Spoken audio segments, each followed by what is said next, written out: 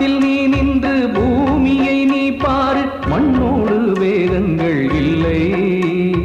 காதலில் வேதங்கள், காட்சியில் வேதங்கள், மனிதன்தான் செய்கின்ற கொல்லை.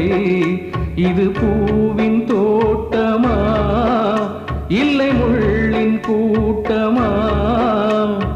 முன்னோர்கள் சொன்னார்கள் அது ஒன்றும் பொய்யல்ல, மரணத்தை போல் இங்கே வேறேதும் மெய்யல்ல. நாம் போகும் வழி கண்டு சொல்ல, நான் ஒன்றும் சித்தார்த்தன் அல்ல.